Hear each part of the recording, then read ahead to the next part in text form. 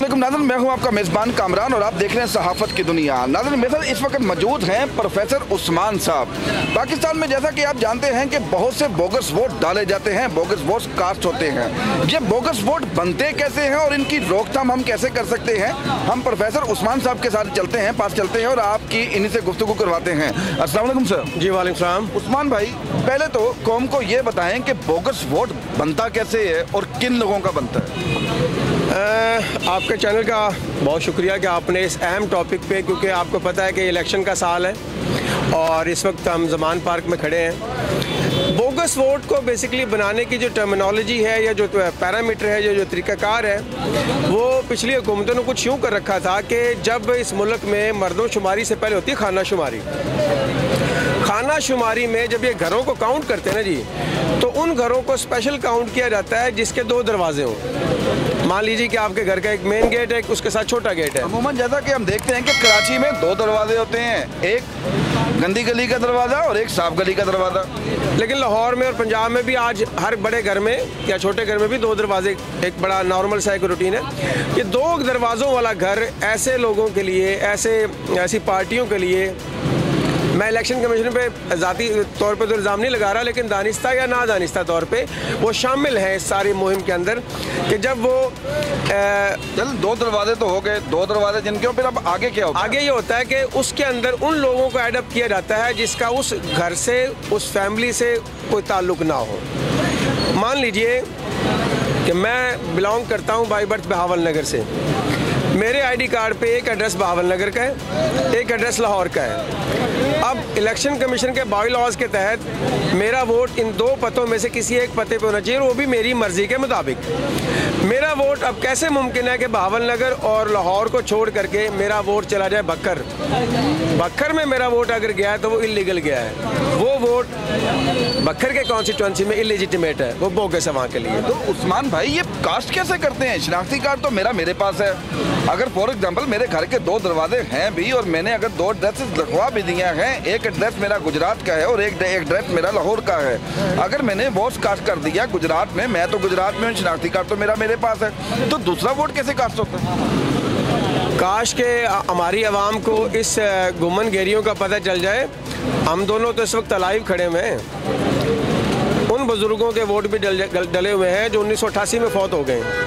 हर election में vote डलता है, तो वो तमाम ऐसे वोटर्स जो फौत शुदगान हैं, अगर उनका डल सकता है तो मेरे और आपका वोट डालना क्या प्रॉब्लम है? बहुत ही अच्छी बात की। इनका कहना ये है कि मैं बात कर रहा था कि मैं तो मौजूद लाहौर में हूँ, गुजरात में कैसे वोट डालूंगा।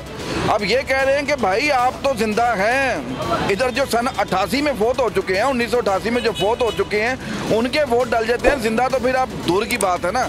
अच्छा, अब हम इनकी रोकथाम कैसे कर सकते हैं प्रोफेसर साहब? रोकथाम के लिए देखें, सबसे इम्पोर्टेंट चीज़ है कि हमें कॉन्टीन्यूसली 8300 के ऊपर अपना वोट चेक करते रहना है, स्पेशली इलेक्शन के शेड्यूल अनाउंस होने तक। बिकॉज आपको पता होना चाहिए कि जैसे इलेक्शन शेड्यूल किसी हल्के में अनाउंस हो जाता है तो उसकी वोटर लिस्ट लॉक हो जाती है, उसके अंदर कोई छेड़छाड़ कर नहीं सकता। लेकिन अगर लॉक होने के बाद भी अगर आपका ये वोट चेंज कर दें, तो रिसेंट एग्जाम्पल आपने इलेक्शन कवर किया होगा 17 जुलाई 2022 का, लाहौर का हल्का था PP 158, जहाँ खड़े हैं इस वक्त हम, ये PP 158 में शामिल था। यहाँ पर सदर का एरिया है लाहौर कैंट का, दीवार लगती है दिल्ली रोड और सागर रोड की। बिलखसूस PTI का सिलेक्टेड वोट उन्होंने उठाया जो फॉल करता था इलेक्शन से पहले 158 में, उसको ओवरनाइट टर्न किया और उनको दूसरे हल्के में फेंक दिया ताकि लोग वोट ना डाल सकें।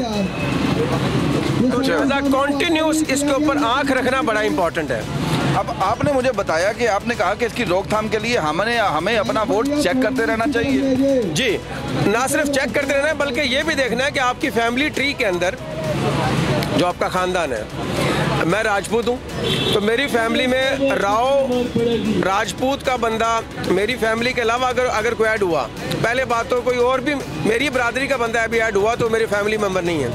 यहाँ तो मैं आपको PP 112 फैसलाबाद की मिसाल देता चलूँ कि मुसलमान फैमिली के अंदर क्रिश्चियन वोट है 7, बंदा मुसलमान है, मोहम्मद तारिक वल्द यूसुफ उसका नाम है, ईडन गार्डन के रिहायशी है, फैसलाबाद का, PP 112 का। फैमिली ट्री में 7 जो है ये कहाँ से आए हैं?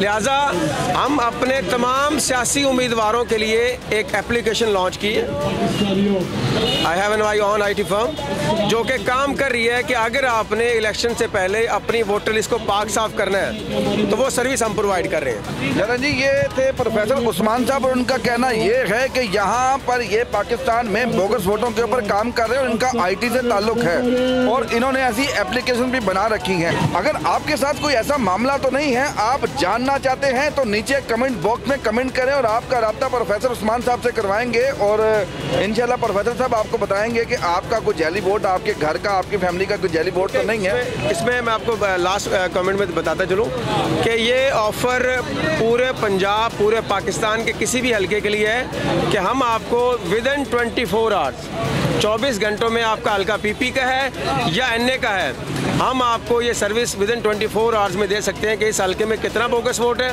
किस किस का है और वो किस किस फैमिली में शामिल किया गया है। अच्छा, ये मुखातिब अपना अवाम से तो है, लेकिन इनकी मुराद है अगर कोई MNA या MPA किसी भी हल्के का जानना चाहता है कि उसके हल्के में कितने जैली और बोगस वोट हैं, वो आप राब्ता करें उस्मान साहब के साथ, प्रोफेसर साहब के साथ, और ये इंशाल्लाह आपकी पूरी हेल्प करेंगे। इसी के साथ अपने मेज़बान कामरान चौधरी को इजाज़त दें। अल्लाह हाफिज़।